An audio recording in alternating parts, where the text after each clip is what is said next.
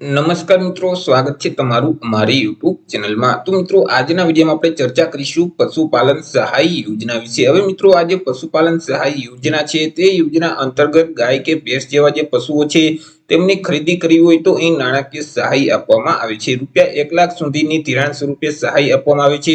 તો વર્ષ 2024 માટે ઓનલાઈન અરજી ફોર્મ શરૂ કરી દેવામાં આવેલા છે। તો કયા વ્યક્તિ આ યોજનાનો લાભ મેળવી શકશે, અરજી કઈ જગ્યાએ કરવાની રહેશે, અરજી ફોર્મ ભરતી વખતે કયા કયા ડોક્યુમેન્ટની જરૂર પડશે, આ તમામ માહિતી આપણે એક જ વિડીયોમાં મેળવી લઈએ। તે પહેલા વિડીયો ગમે તો લાઈક અને શેર કરી દેજો, ચેનલમાં નવા હોય તો ચેનલને સબસ્ક્રાઇબ કરી દેજો। તો ચાલો મિત્રો, વિડીયોની શરૂઆત કરીએ। મિત્રો, આ જે યોજના છે તે ગુજરાત સરકારનું જે પછાત વર્ગ વિકાસ નિગમ છે તેમના તરફથી અમલમાં મૂકવામાં આવેલી છે। અહીં મિત્રો, નાના વ્યવસાયો શરૂ કરવા માટે સીધા ધિરાણની યોજના અમલમાં મૂકવામાં આવેલી છે કે જેમાં અલગ અલગ યોજનાઓ હોય છે।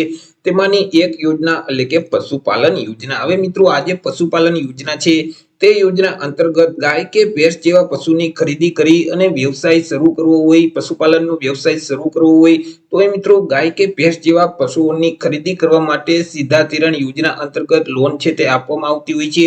એ મિત્રો, કેટલી લોન મળવા પાત્ર થશે તો આ જે પશુપાલન યોજના છે તે યોજના અંતર્ગત મહત્તમ એટલે કે વધુમાં વધુ રૂપિયા 1 લાખની મર્યાદામાં લોન આપવામાં આવે છે। ચર્ચા કરી લઈએ મિત્રો, આ લોન મેળવવાની પાત્રતા શું હોવી જોઈએ। તો જે અરજદાર છે તે સામાજિક અને શૈક્ષણિક રીતે પછાત વર્ગના હોવા જોઈએ એટલે કે ઓબીસી કેટેગરીના હોવા જોઈએ। કારણ કે આ જે યોજનાનું અમલીકરણ છે તે ગુજરાત સરકારનું જે પછાત વર્ગ વિકાસ નિગમ છે તેમના તરફથી અમલમાં મૂકવામાં આવેલી છે, જેથી કરી આ યોજનાનો લાભ છે તે માત્ર સામાજિક અને શૈક્ષણિક રીતે પછાત વર્ગના જે અરજદાર છે, ઉમેદવાર છે તે વ્યક્તિને જ આ યોજનાનો લાભ મળી શકશે।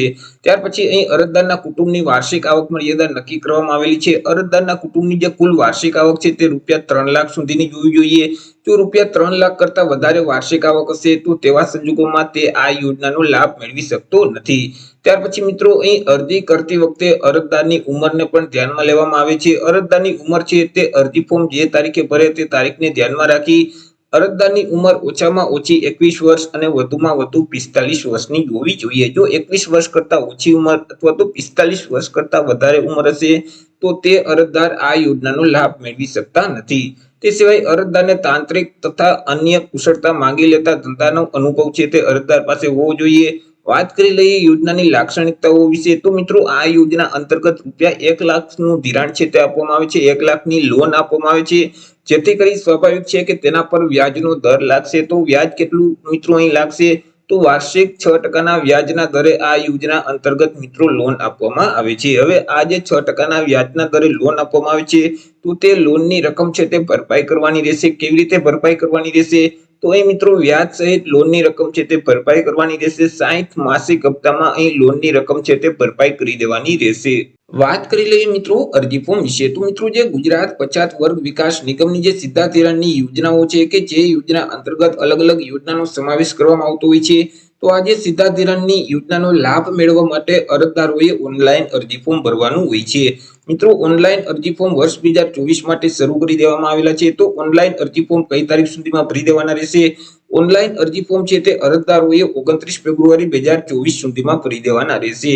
કયા પોર્ટલ ઉપર જઈ ઓનલાઈન અરજી કરવાની રહેશે તો જે નિગમની ઓફિશિયલ વેબસાઇટ છે gbcdconline.gujarat.gov.in નામની જે વેબસાઇટ છે તે વેબસાઇટ ઉપર જઈ તમારે ઓનલાઈન અરજી ફોર્મ ભરી દેવાનું રહેશે। ઓનલાઈન અરજી ફોર્મ છે તે મિત્રો 29 ફેબ્રુઆરી 2024 સુધી ઓપન રહેશે।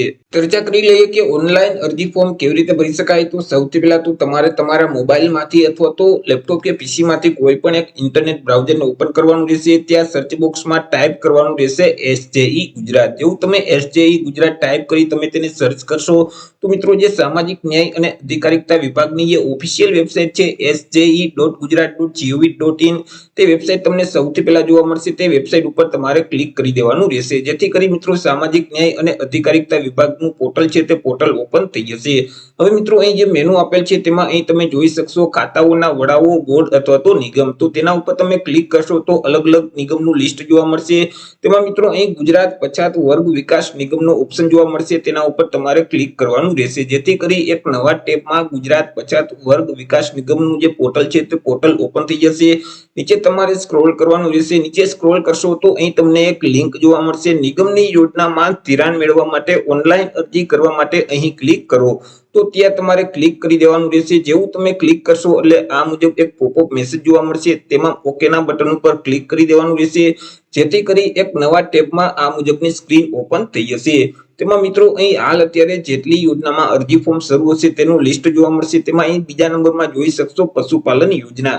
તો આ જે પશુપાલન યોજના છે તો તેની સામે જે અહીં ગ્રીન કલરમાં એપ્લાય નાઉનું જે બટન છે તેના ઉપર તમારે ક્લિક કરવાનું રહેશે, જેથી કરી તમને એક અરજી ફોર્મ આપી દેવામાં આવશે। તે અરજી ફોર્મમાં તમામ માહિતી ભરી અને અરજી ફોર્મને સબમિટ કરી દેવાનું રહેશે।